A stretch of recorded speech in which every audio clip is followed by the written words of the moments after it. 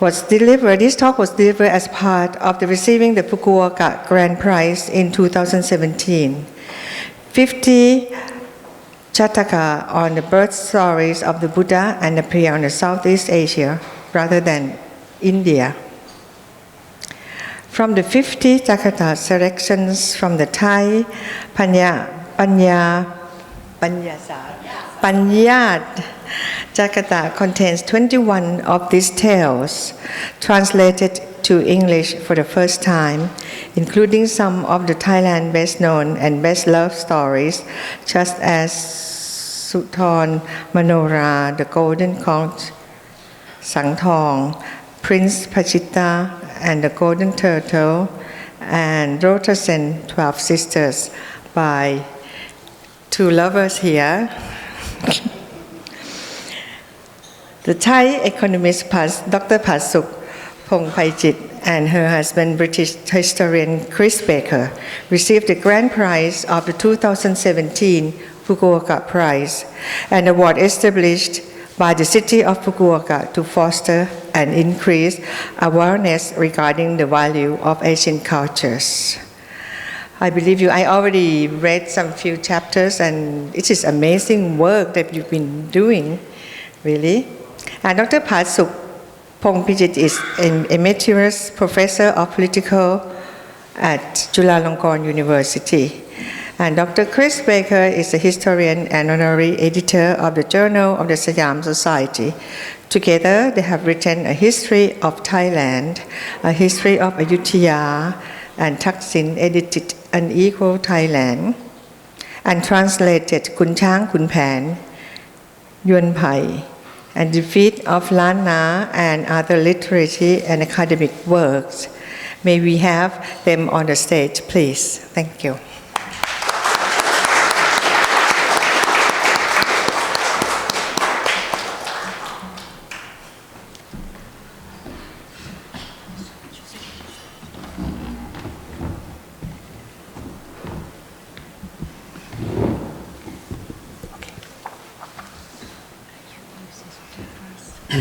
Good evening, ladies and gentlemen. Thank you very much for coming, braving the rain and much else besides.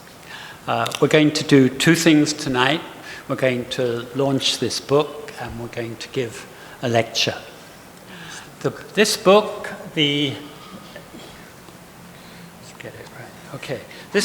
from the 50 Jataka, selections from the Thai Panyat Jataka. As you all know, Jataka are the previous lives of the Buddha as remembered and recorded by himself. And a selection of 550 or 547 of these form part of the original Buddhist scriptures. These started to turn up in Southeast Asia by about the middle of the first millennium. But soon after that, new Jataka stories started appearing that had been written or adapted in Southeast Asia itself. And over time, these were gradually gathered into collections which exist in Burma, in Siam, in Lanna, in Laos, in Khmer, in Cambodia. And these became known as the 50 Jataka. Even though most of these collections don't actually have exactly 50, it just became a conventional title. And they can include some of the best loved and best known, best loved, and most remarkable of the stories from around the region. And that's because you can think of the Jataka as a form of preservation, as a form of heritage, if you like. These stories in the past would have been told, would be recited for an audience, and they would have been passed on by word of mouth. And all such stories are very fragile, very vulnerable. It's very easy for them to disappear. In order to survive, you needed to be written down. And since this, the places where this could be done in Old Siam, because there was no university, no printing presses, was either in the palace or in the Buddhist monastery. So if you were either royal or religious, it's a story you had a better chance of surviving. So if you had a good story and you turned it into a Jataka, which is basically you could do by just turning the central character into a bodhisattva, into a Buddha to be, making his way through many lives and the progress to becoming a Buddha, you had a much better chance because the monks would write the story down, they would store it in the Wat library, and they would recopy it again 50 years later when damp and heat and insects were destroying the paper. So these are not just Buddhist life stories or previous life stories. They're some of the great stories of the region, like Suthon-Manora, which we'll talk about today, like the Golden Conch, like 12 Sisters, and so on. So we have launched this today. We had a little bit of a technical problem, but it is now for sale for the price of only 700 baht, if you can manage it. And it's great. It was wonderful fun to do this, great fun. We actually started it because one day a lady came up to us and said, you know, you have accumulated so much sin by translating that terrible work, Khun Chang Khun Phaen. You must do something to compensate, like translating the Jātaka. It's true. Now, the second we're going to give the lecture. 2 years ago, to our immense surprise, we awarded the Grand Prize, the Fukuoka Grand Prize. Fukuoka is this lovely city in western Japan, which has long been associated with trade with Asia under the old name was Hakata. And they, 30 years ago, launched this prize, which is awarded for contributions to the culture and intellectual life of Asia. And this is us collecting the prize. This is the Crown Prince over here, over the right here. Yes, where is he? Yes, this is the Crown Prince and his wife over here, and this is the mayor of Fukuoka giving us the prize. And it was great fun to do. Now, as part of giving this prize, getting this prize, we had to give a public lecture. Now, it's a public lecture. It's not like an academic lecture. It's not even like a Siam Society lecture. Something we thought of rather special, since you're not going to get the prize like this every day of the week. It's only going to happen once in your lifetime. And so this was the publicity in Fukuoka for the prize. We're not really sure why we got it, but one reason why we got it was clearly because of our ability to cooperate across the boundaries of nationality, gender, and academic discipline, male, female, economist, historian, Thai, English, and so on. Because we were the first couple ever to receive this prize. So we sort of decided we should make it on a theme of love. And this is a picture of us receiving, this is when we were giving the lecture in Fukuoka. But also, when the time we were writing this lecture was after the Brexit vote, after Trump's election. And during the crucial 2 weeks when we finished it, 500,000 Rohingyas crossed the boundary, the border between Myanmar and Bangladesh. So we were putting all kinds of things into this lecture. We have given it since then. We gave it in London last year. We gave it in Thai earlier than this year, which for me was terrifying because large numbers of the Thai literary establishment turned up. But they were very kind to this economist and Farang in trampling on their turf of Thai literature. They were very kind indeed. Anyway, here it is, A History of Love. It takes about 45 minutes. We recite quite a lot of poetry in the middle, but we also have quite a lot of nice pictures for you to look at where we go on. So here it is, A History of Love, 3 Thai literary classics and their human messages today. Love is perhaps the most powerful human emotions, yet the social sciences pay very little attention to it. There is a novel called The History of Love, and a movie, a poem, and a song by Ricky Nelson. But there seemed to be no history book on love through the ages. Some economists' book have a chapter on the economics of love, but actually it's about economics of marriage. But mostly the term economics of love is the subject of joking and satire. In literature, of course, love is a dominant theme in every language of the world and in every era. We are social scientists, an economist and a historian, but we are primarily interested in humanity. And we are very aware of the limitations of our disciplines. We have always been keen readers of creative literature, and we use it in our academic work as well. In this talk, we want to stray further across the divide between disciplines. Literary classics have both universal messages about human life and insights into the social contexts in which these works appear.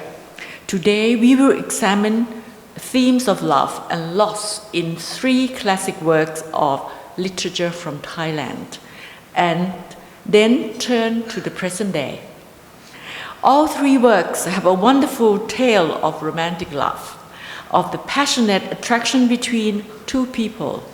But all 3 tales also portray other more social forms of attraction and empathy between people. What makes these works into classics and last through the ages is not only their love stories in the foreground, but also these broader human emotions in the background. Perhaps there is a history of love in these themes, and it has messages for us today. The first story, Suthon-Manora, is very old. Originally, it came from India 2,000 years ago, but it has been most popular in Southeast Asia, especially Thailand, where just about everyone knows the tale. Menorah is a kinari, a fabulous creature, part bird, part human, and very beautiful.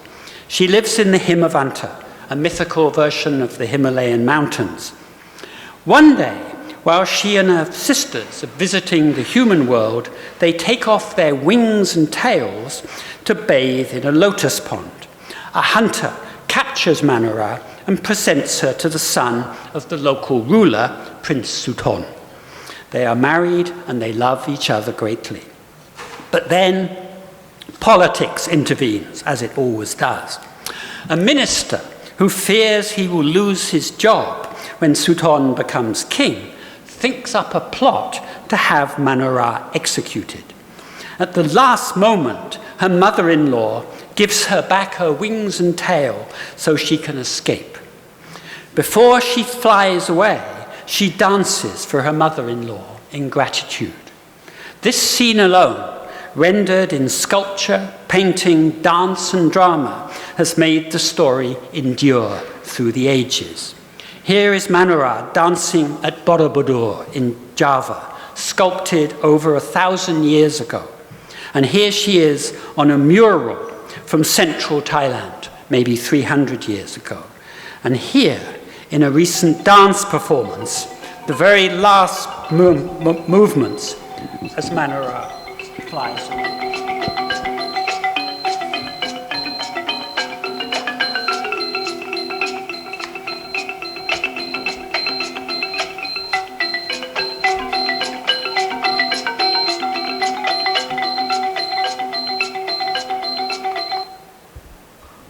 The separation of Suthon and Menorah sets up the main part of the story, which is a quest, a form of story found in most cultures in which someone overcomes enormous difficulties in order to be reunited with a loved one. The difficulty of the journey expresses the strength of the love. Before flying away to her home at Mount Kailash, the great sacred mountain of the Himalayas, Menorah leaves a message for Suthon saying, "I forbid him from following me, because the way is very difficult. It is not a route for humans, but for non-humans only.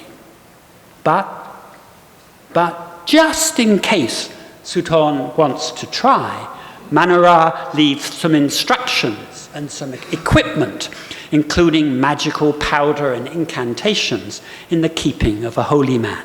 And these are some of the instructions. Reverend Sir, if my husband will not go back but follows me, tell him to go to the north. When he has travelled far beyond the realm of humans, he will arrive first at a forest where the trees have poison. He should capture a young monkey, which can taste the fruit before he eats any. Next, he will come to a great rattan forest. He should wrap this piece of red woolen cloth tightly round his body and lie down quietly on the ground. A hattilinga bird looking for food will think he is the meat of a hog deer and will swoop down, grasp him in his talons, and carry him beyond the forest. Further on, he will come to a river where a python with a huge long body lies stretched across the river from bank to bank like a bridge.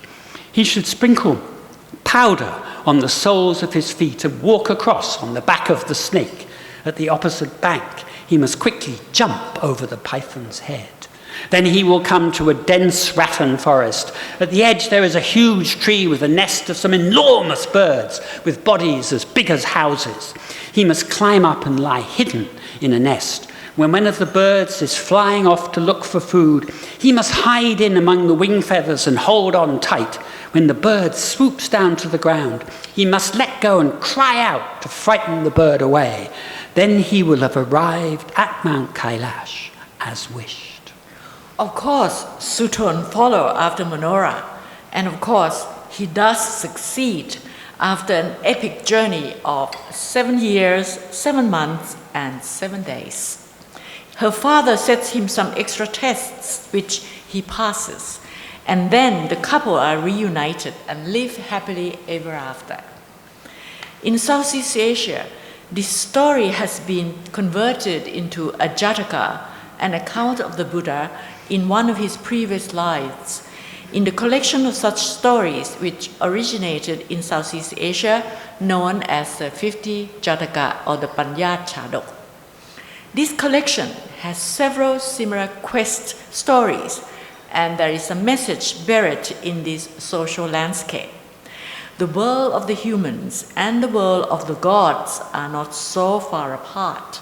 Between them is the Himawanta, a region of mountains and forests, inhabited by many animals we know, including lions, tigers, and elephants, but also many mythical animals which are mixtures of birds, humans, elephants, horses, and other creatures.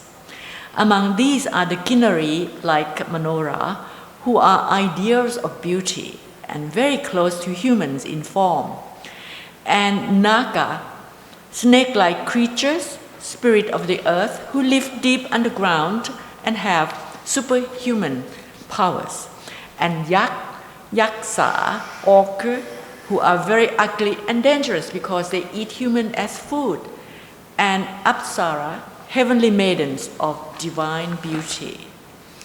In these stories, despite the enormous differences between these creatures, they live in harmony.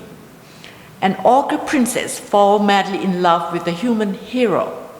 A human persuades a fierce ogre to give up eating human flesh and become a good Buddhist.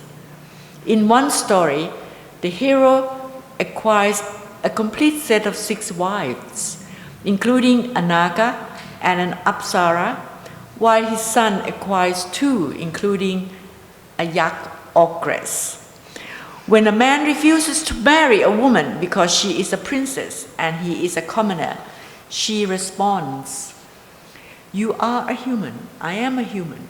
We are of the same birth. In the past, a human man made love with a heavenly maiden, an ogre with a snake, an ogress with a human with a bird. Birth doesn't count. The heart is what matters." These stories share a theme about coexistence in spite of great differences. They probably become popular in Southeast Asia in the early modern era from the 14th to the 15th century onwards. At the time, the great cities of the region were ports, which were very cosmopolitan, full of different peoples. The Siamese capital of Ayutthaya was known as a city of 40 languages. A Sinhalese visitor was amazed at the different type of people he met along one street alone. Patani, Moors, Vadika, Mukara men of Delhi, Malacca and Java, Kavisi, Chinese, Palanki, Hollanders, Sanasis, Yogi, English, French, Castilian, Danes, men from Surat, Awa and Peku, representing every race. Like Lower Sukhumvit today. Yeah. The quests in these stories are not only about the power of love, but also about overcoming differences. Menorah tells Suthon not to follow her because it is not a route for human, but for non-humans only. And yet he goes. The ogre, snakes, and impenetrable forests along the way dramatize the difference, the space separating different beings. Yet Suthon overcomes the difference and thus overcomes the loss of his love. One of the oldest surviving portrayal of this story in Thailand is in a modest Buddhist temple outside the small town of Ang Thong. The mural paintings probably dates to the 17th or 18th century and are now badly damaged, yet they convey the fascination with this tale. Surely, such story and their dramatization in dance, drama, and painting were a means of teaching people about the importance of tolerating differences between people, important in this very mixed cosmopolitan society. We now come to our second literary work, Lilit Phra Lo, a narrative poem of about 4,000 lines. The date and the author are unknown, but it was probably written in the early 16th century. Suthon-Manora, which we just talked about, is set in an imaginary world with imagined creatures and imagined places. Lilit Phra Lo is set in the real world, in a known place, and may be based on a true story. But it is very much court literature. All the main characters are royalty. Hence it occupies a rather special form of reality. The plot is as follows. Phra Lo, the young ruler of a city-state, is so exceptionally handsome that traders and troubadours sing of his good looks wherever they go. Their song begins, "The shining moon that lights the sky, if you've not seen Phra Lo's fine face, just view the moon, they are the same. His eyes are like the eyes of golden deer, his eyebrows finely curved as arched bows, his mouth is fairer than if drawn, and seems to smile eternally, so beautiful his mouth." And it continues on, describing him from head to toe, then summing up, "The young king's handsomeness astounds the world. Young folk who hear can only yearn made mad." Now, Phern and Phang are two young princesses in a nearby city-state. They hear these songs and fall madly in love with Phra Lo. They arrange to have people sing of their beauty and charms so that Phra Lo will fall in love with them too. So this passionate romance is launched without the lovers having seen one another, talked to one another, or exchanged a love letter, a tweet, a line, an Insta, solely on the basis of physical beauty described by other people. Phra Lo sets out to meet the princesses. As in the classic quests, the difficulties of this journey are an expression of the driving nature of his love. But compared to the fearsome forests and animals faced by Suthon, Phra Lo's quest is rather straightforward. He merely has to bribe his way past the border guards and disguise himself as a Brahmin. The main barriers he faces are not thick forests and fearsome creatures, but conflicting forms of love. He has a queen he loves. He has many beautiful consorts in his palace, his friends in joy. He has a kingdom. Most of all, he has a mother. These other loves try to persuade him not to go. His mother, especially, calls on the traditional gratitude that a son is supposed to show to the mother who gave him birth and brought him up. She says, 10 months. My belly held your excellence. I bathed you, fed you, held you, took good care. Intent I was to make your food myself, and laxly sticking in the slightest way. Your every dish I made and checked, O son, and letting others live a little finger joint. Since you were small, I raised you, cared and taught you all until you had grown, become a king, the ruler of the realm. Now will you leave me here to die of grief? When this does not move him, she appeals to the son's duty at his mother's death. While I am alive, I had hoped to bank on you, and place on death to trust you with my corpse. But hearing you desert your mother's breast, when dead, who can I trust to tend my pyre? And then she simply loses her self-control, and her maternal love becomes a physical passion too. O handsome king, I kiss your cheek, caress your ear. I kiss your nose, beloved, the scent unmatched. I kiss your chin and neck, my heart capsized. I kiss your skin, your breast, in bliss, my son. Your shoulder, back, your breath again, your side, your arm. And Phra Lo tells his mother off. He says, this is not proper, he said. Eventually, Phra Lo leaves. But along the way, he dithers time and again, debating within himself whether to turn back to the comforts and joys he knows or continue onwards to the alluring princesses.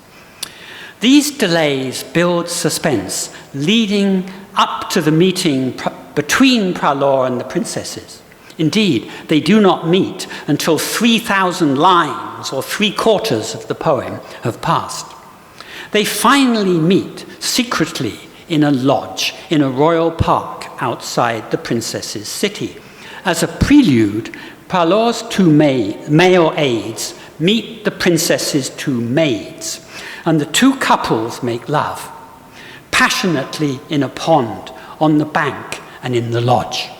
They then sit straining to keep their hands off one another outside the room where the tryst between Phra Lo and the 2 princesses finally happens. Arms entwined with arms in tight embrace. Fresh flesh pressed to flesh. Oh, flesh, so soft and pleasing flesh. Faces bright as new. Face pressed to face, oh, face so young and fitting. Breast pressed to tender breast, belly pressed to breast, oh, soft belly, lovely breast. Loud thunder blasts the heavens, shakes the skies. Earth quakes, is almost wrecked, and bellies churn. At sea the roaring waves are whipped to foam. What wonders here, trees yaw and sway all sides. The whole poem has been leading to this climax. Now the atmosphere and pace dramatically change. The lovers are loath to part. Phra Lo is smuggled into the palace to stay with the princesses. Within 2 weeks, he is discovered. As in Shakespeare's Romeo and Juliet, the lovers come from families that are in conflict. In the recent past, the 2 city-states were at war. The grandfather of the princesses was killed. The focus of the story shifts from the personal relations of three people to the political relations between two city-states. When the current king, father of the princesses, hears that Phra Lo is in his palace, he initially plans revenge. But when he sees Phra Lo, so beautiful, he grasps the opportunity to gain a brilliant son-in-law and reconcile the conflict between the two cities. He promptly starts planning the marriage. But the widow of the king killed in war wants revenge, and she demands Phra Lo's head. O sigh, this king, a son of our black-hearted foe, who killed your father dead, now slyly comes to show contempt and slight our progeny. I will have him captured now. I will have him slashed to bits. I will have him sliced and flayed to shreds till satisfied. The king refuses to take this course, but the widow recruits her own death squad, which attacks Phra Lo and the princesses. The foe now shoot with poisoned barbs. The three are hit or riddled shot. Their blood flows down in floods. They lean upon each other still erect. Their faces turn towards the foe, appearing like a work of art, and pass away as one, still standing tall as if not dead. Phra Lo's two aides and the princesses are also killed and die together. When the king discovers the bloody scene, he is distraught. He has all the members of the death squad slashed just like banana plants, and the squad leaders boiled and burned. As for the widow who ordered the massacre, he has her flayed and has her corpse then dragged. In just 120 lines, a story of love has been drenched in blood. The dramatic final tableau has been depicted in paintings and statues. At this point, the plot twists again. In a Western work, the author might draw a moral from the terrible tale. At the close of Romeo and Juliet, remember, the Prince of Verona sums up the message of the play. See what a scourge is laid upon your head, that heaven finds mean to kill your joy with love. In Lilit Phra Lo, there is no such moralizing. Instead, there is a final act on a theme of reconciliation. And again, unlike Romeo and Juliet, which ends within a page, this act is long and elaborate. The city of the massacre is overcome with grief. The king has the three lovers placed in one coffin and cremated together in a magnificent ceremony. He does the same with the two couples of their servants. He then sends news to Phra Lo's doting mother. This city too engulfed in grief.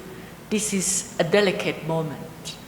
At court, some want to take revenge for the death of Phra Lo, but a minister prompts the queen on to an alternative. Your Majesty, pray think on times ahead. Our Lord has met his fate. An ill-thought move could wreck this realm. Pray give some weighty thought to build a future on this past. To build a future on this past. The queen decides not to attend the cremation herself, but to send envoys with gifts with instruction. And once the rites are done, request some relics of the royal three and servants four to bring back here. Take leave with due respect and polished words. The division of the relics then become the focus of a drama of reconciliation. The bodies are cremated and a great festival is held, and then the relics of the royal three are then divided in two parts, half placed within the hall of royal kin, half for the visitors to take. The father of the princesses now has the road bedecked with decorations to the frontier point and sends the relics in a cavalcade. The mother of Phra Lo receives the relics splendidly and takes them to her jeweled capital. She has them build and ornament 3 relic stupas, beautiful. A great one for the royal 3, to left and right, for aids and maids, and the same is done in the other city. Then missives writ with love pass back and forth without a break, convey the royal rulings made, about which day the relics are installed. Both monarchs stage festivities and gifts of arms throughout the land. The people, each and every one, are moved to make some merit, send it on. This extraordinary ending of massacre and reconciliation probably has a historical context. In the early 15th century, mainland Southeast Asia entered on an age of warfare with much more fighting than earlier. These campaigns reflected the ambitions of rulers, but they were also driven by changes in military technology. Elephants were used on a much greater scale, gunpowder arrived, mercenaries came from Europe, Africa, and all around Asia. Success on the battlefield became the way for nobles and commoners to rise in status and wealth. Armies were so large they amazed European visitors. More people died, not only in battle, but from the famines and epidemics created by dragging enormous armies across the landscape. This was a terrible time and place to be alive. But then in the late 16th century, this trend of rising violence peaked and reversed. Cities built better walls and bought more defensive cannon. Sieges failed. Most strikingly, people resisted. They rebelled or they evaded the draft by bribing the recruiters, fleeing to the forests or entering the monkhood, and the size of the armies dwindled and campaigns failed. There is an ending to this age of warfare that may be mythical but is richly symbolic. In 1605, the Thai king Naresuan died on campaign in Burma, but swore his brother to capture and enter the enemy capital with his corpse strapped to the head of his elephant. The brother did no such thing. He turned the army round, went home, and stopped campaigning. For the next 150 years, there was almost no warring. The energies of the society were transferred from fighting to commerce, ushering in an age of peace and prosperity. The end of this age of warfare is an extraordinary episode of a kind that rarely gets celebrated in history. The bloodiness of Lilit Phra Lo belongs to the terrible age of warfare, but the ending has a very different message. The cremation, division of the relics, and enshrinement in stupas invokes Buddhist compassion as counterpoint to conflict and violence. By making the lovers into instruments of the process of reconciliation, this final act draws connections between the romantic passion of the main plot and the more general empathy among people, which is the foundation of human society, of social peace. Now we come to our third story. Our third text is the tale of Khun Chang Khun Phaen. This long narrative poem was developed in an oral tradition of performances for local audiences, perhaps beginning around 1600. The plot is a love triangle. Khun Chang and Khun Phaen are 2 men who compete over one beautiful woman, Yuan Phai. Khun Phaen is handsome and dashing, but poor and hopelessly unreliable. Khun Chang is rich but fat, ugly, and cross. The contrast between the 2 men is the mainspring of the story. As in Lilit Phra Lo, the romance between Khun Phaen and Yuan Phai is a driving, spontaneous, unruly passion. It begins when he is a novice in the Buddhist monkhood, and she put arms in his bowl during a festival. Despite the obstacle of the rope, his abbot and her family, they are soon a couple. Their romance reaches a peak when they flee to the forest to escape from complexities caused by Khun Chang. The journey from the town into the forest is a passage from civilization to a state of nature. This is dramatized in a famous scene where they bathe in a beautiful stream and feed one another on lotus roots. They drank the cool water and washed their hair among the blooming flowers. He plucked lotus pods and pulled up a lotus root that popped out of the earth in naked coils. Try this, my love. Oh, I have never eaten the root, I'm afraid. It will make my mouth itch and my tongue would ache. I would just eat the seeds. Believe me, it's delicious. I just fear you'll be captivated once you know the taste. There is only one lotus root and you are giving it to me. Oh no, you shouldn't go without it if you are not eating anymore, having any more, nor am I. There's more lotuses, don't worry. In that case, you dive down to pull them up and I will pick the pods. They are easy to pick. In this and other Thai literary works, the sex scenes are conveyed through colourful and sometimes outrageous metaphors involving ships, rivers, storms, and galloping horses. Amongst these, quote, wondrous scenes, the tryst between Khun Phaen and Yuan Thong in the forest is one of the most beautiful. Their love is so natural that it is not clear whether it is him or the forest that is making love to her. He woke, chilled by the cold dew, and hugged Yuan Thong's sleeping form. He raised her chin and coaxed her to admire the full moon. Filtering through the banyan leaves, moonlight fell on her breasts, full and firm as the buds of red lotus. Dew drenching the little leaves fell in drops like diamonds, scenting the air softly like a garland of sweet passion, pattering on her breasts as if the holy banyan itself wished to caress her. Cicadas chirped cheerfully. Crickets shrilled in reply like a lamenting chorus, ringing and singing softly, lilting in lament like a young girl grieving. Lovely, isn't it? But this story differs from our earlier two examples in one crucial way. The characters are ordinary people, not royalty or mythical beings. The setting is real places in contemporary time. The characters have to deal with the messy details of everyday life.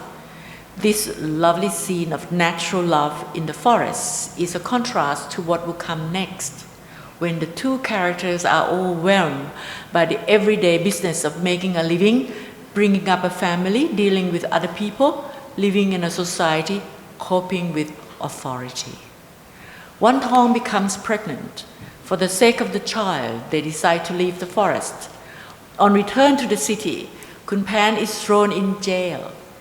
Without his protection, Yuan Thong is seized by his rival Khun Chang, raped and later made his wife. She does not see Khun Phaen again for the next 15 years. This is the first loss. Her life must go on. Khun Chang may be unattractive, but he proves to be a good husband. He dotes on Yuan Thong. He gives her comfort and security. He remains faithful, which Khun Phaen never did. He brings up her child indulgently, at least for a time. Yuan Thong comes to appreciate all of this. She comes to represent a familiar female dilemma, choosing between passion but insecurity offered by Khun Phaen and the comfortable domesticity offered by Khun Chang. Towards the end of the tale, the king asked her to choose between the two men. She explained that she cannot, because each means something very different and valuable to her. My love for Khun Phaen is a great love because we shared such hardship going into the forest together. We lacked everything, but loved and cherished one another.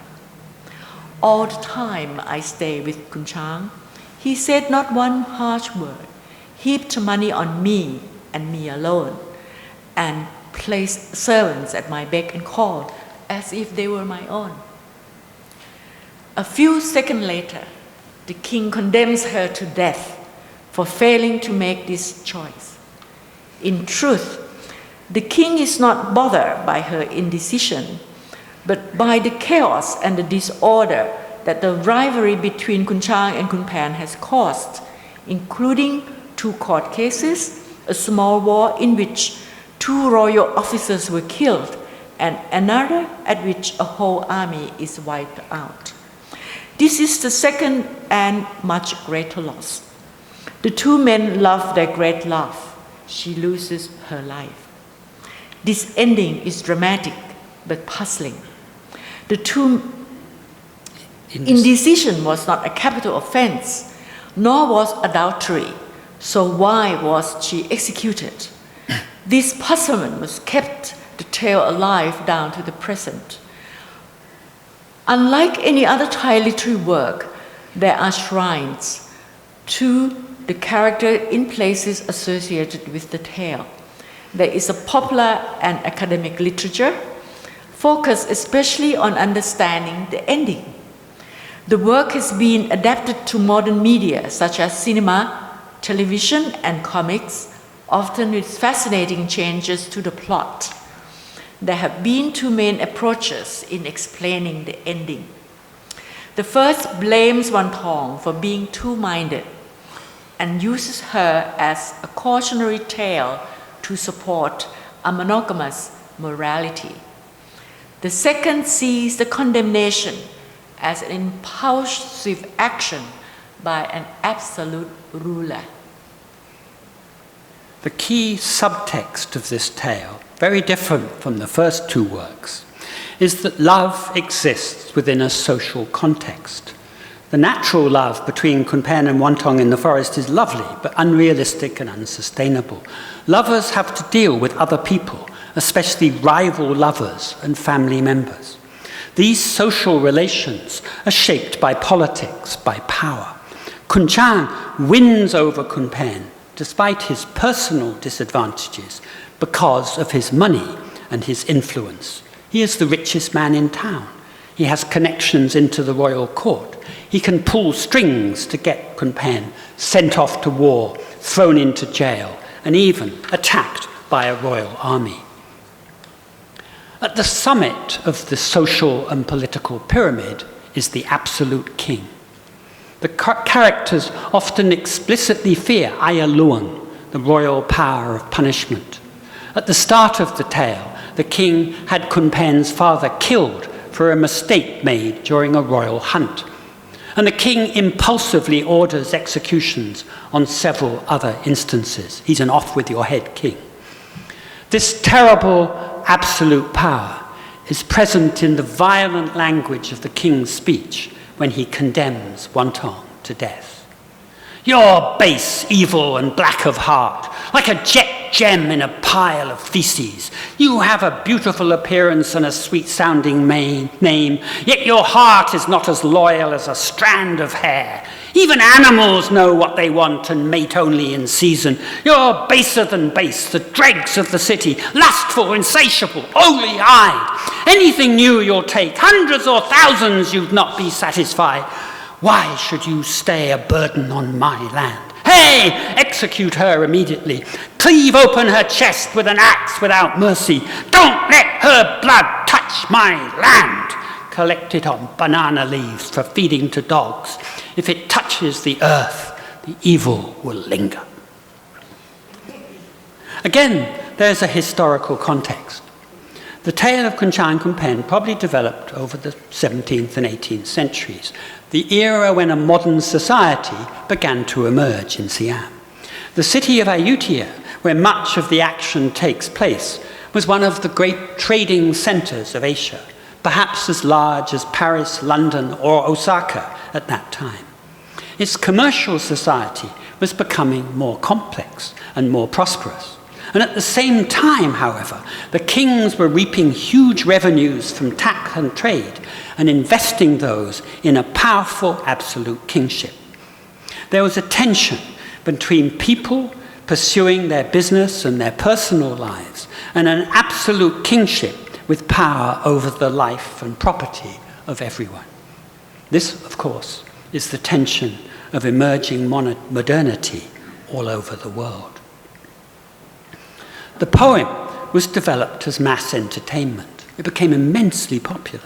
probably because performers developed the plot to reflect the concerns of the age. One major message dramatized by Wontong's execution is about the terrible power of the absolute ruler.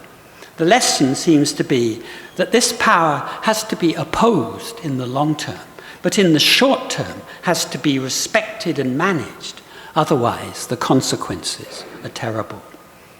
The broader issue is how to protect the physical and emotional life of the individual from the abuse of power in its many forms, from absolutism to the modern mega-state.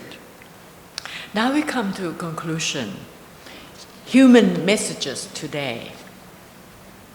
All three of these old literary works are boy-girl story, portrayals of youthful passion, the intensely dramatized by Suthon's quest, the obsession which drives Phra Lo and the princesses to their terrible fate, and the naturalness of Khun Phaen and Wontong tryst in the forest. The three tales are from Thai, but they are not so different from works in other languages.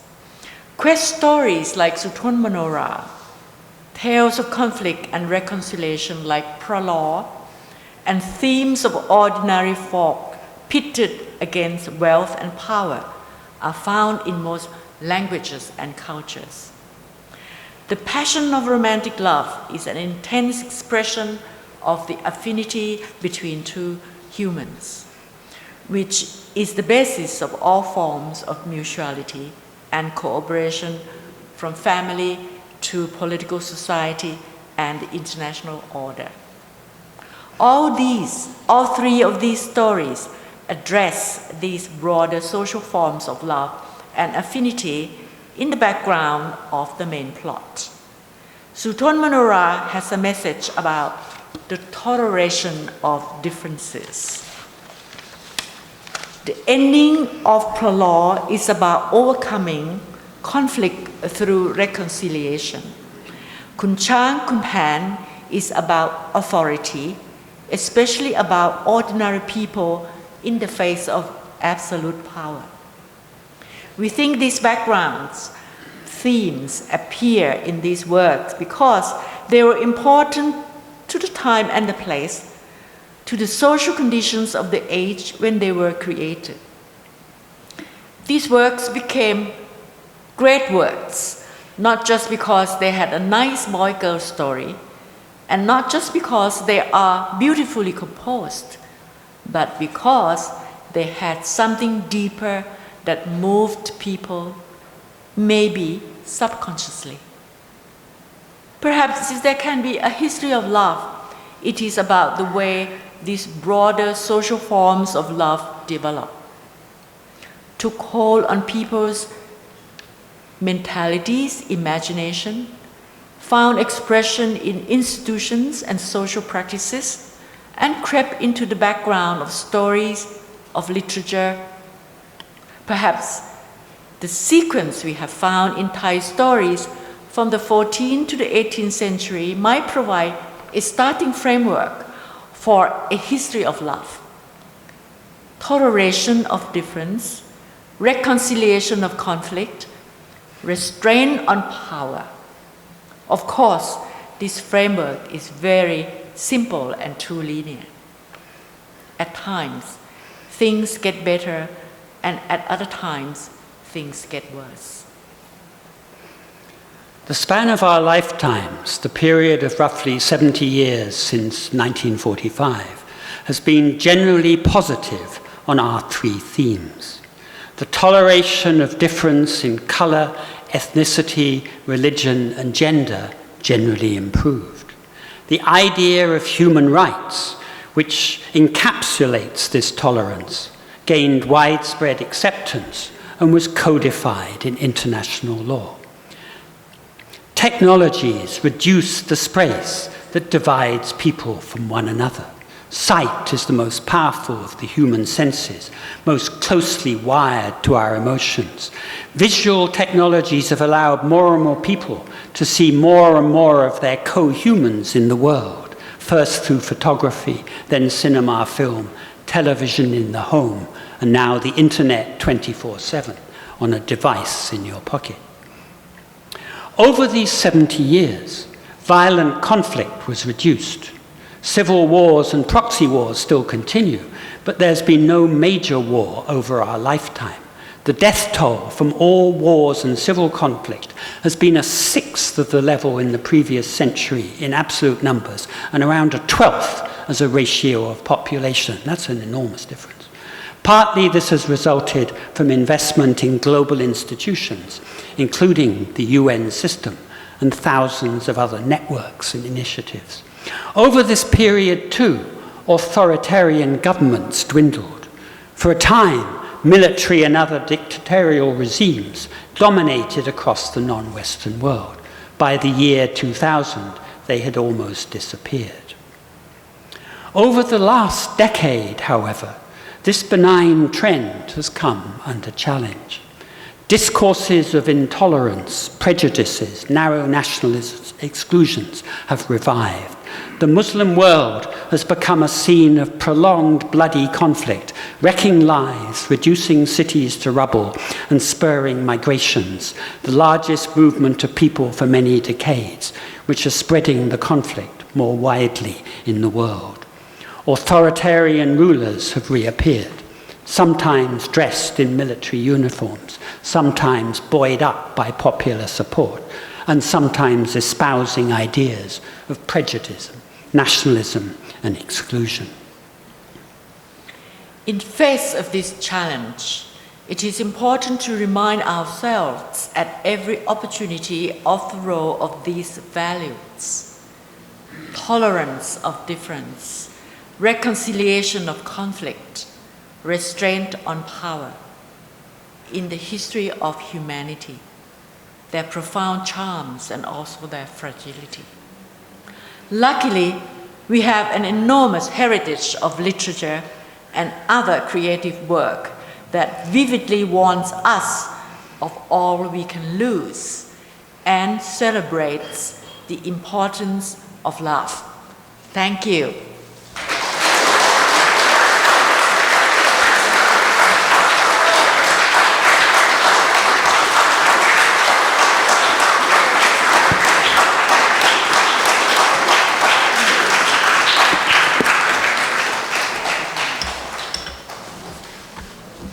Any reaction?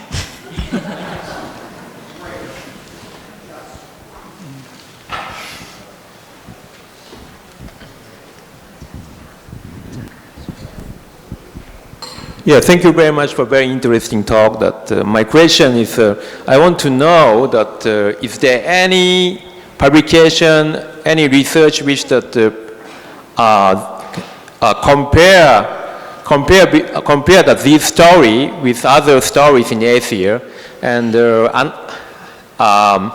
analyze by using something like structuralism before, because as I observed that like first story is very similar to very famous Japanese story.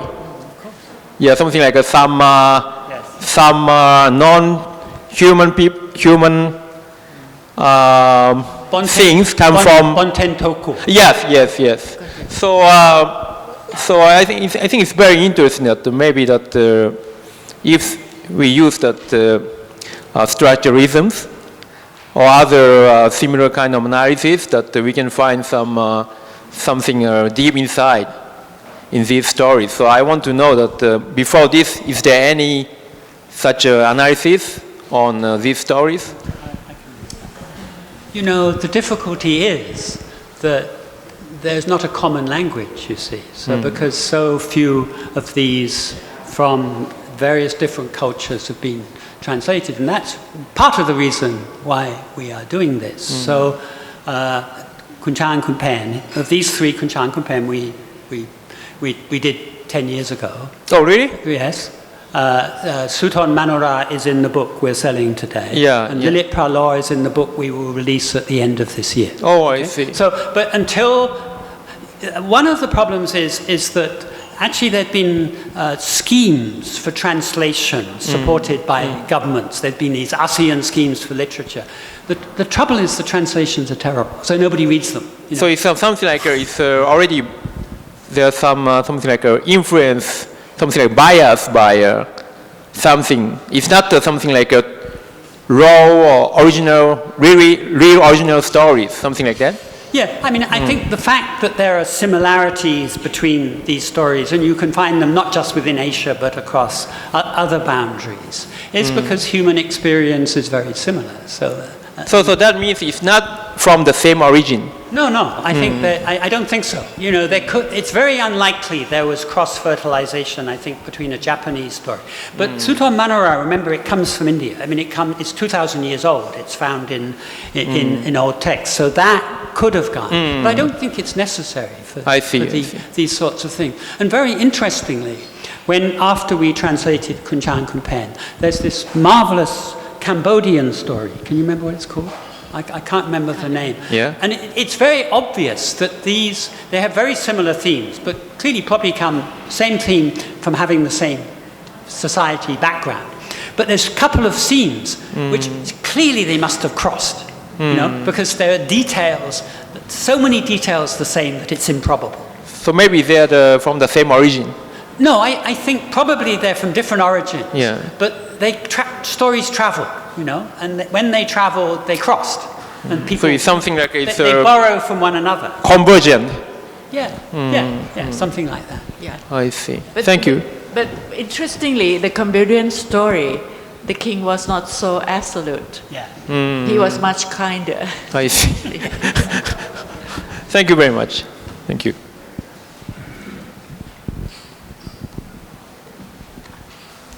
Are there any other comments or questions? Don't you think that was a wonderful history of love by two lovebirds? Let us give them another round of applause.